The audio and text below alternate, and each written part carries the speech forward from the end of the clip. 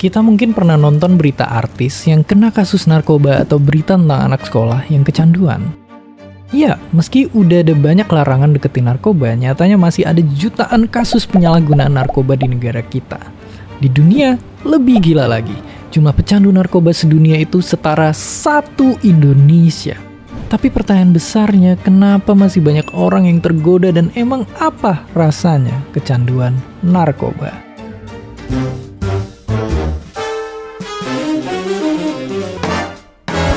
Oke, sebenarnya narkoba itu emang ada macam-macam.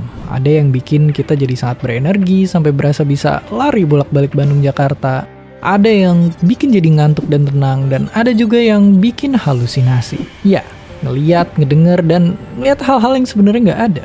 Nah, salah satu jenis narkoba yang paling populer adalah sabu-sabu. Narkoba penambah energi yang bikin pengguna yang ngerasa super seneng secara instan.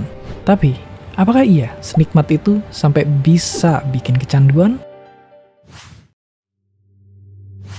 Dari hirupan atau suntikan pertama, efek sabu langsung kerasa. Napas jadi lebih cepat, badan gemeteran, dan jantung berdebar-debar kayak lagi jatuh cinta. Kita jadi semangat, menggebu-gebu, dan percaya diri ngelakuin apa aja. Penyebabnya, hormon bahagia satu ini yang bikin kita ngerasa senang, rileks, dan nyaman. Ibarat hadiah buat otak. Hormon ini bisa muncul secara alami dari kegiatan sehari-hari. Tapi sabu-sabu bikin otak kebanjiran sang hormon. Lama-lama, hormon bahagia ini bakal habis juga. Masalahnya, otak udah terlanjur terbiasa ada di mode kebanjiran. Pas banjirnya surut dan balik ke kondisi biasa, kita malah jadi cemas berlebih, sedih, bahkan sampai depresi. Ya, mungkin pakai sabu-sabu itu kayak naik roller coaster. Makin tinggi naiknya, makin keras juga jatuhnya. Hidup jadi kerasa hambar dan gak memuaskan. Kalau nyerah sama godaan dan konsumsi lagi, otak bakal terbiasa dan jadiin sabu-sabu sebagai satu-satunya sumber kebahagiaan. Dan inilah yang bikin kecanduan. Mereka-mereka yang udah nggak bisa lepas dari sabu-sabu bisa kelihatan dari fisiknya.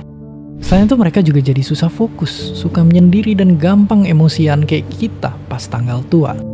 Masalahnya makin parah karena otak jadi nggak bisa nyiptain hormon bahagia sendiri dan bisa perlahan kebal sama efek sabu.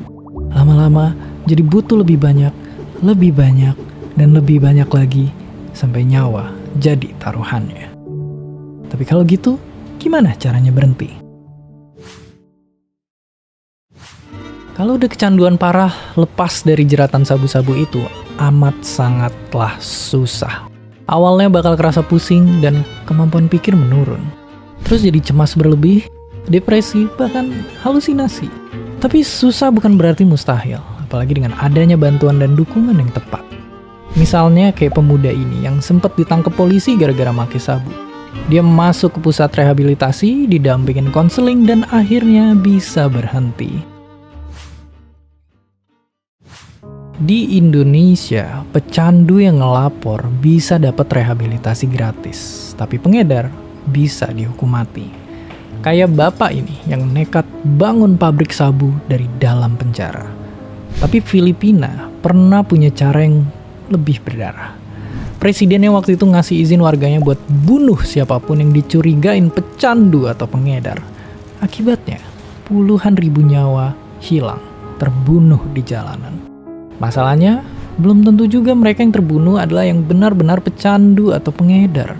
Malah banyak diantaranya orang miskin yang tidak bersalah.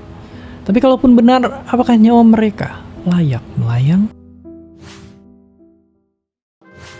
Masalah narkoba adalah masalah yang rumit dan berkaitan banyak sama hal lain, termasuk kemiskinan dan pendidikan. Yang pasti, ini semua bukan cuma soal angka. Ada anak yang kehilangan bapaknya, ada ibu yang kehilangan anaknya, ada keluarga yang kehilangan masa depannya.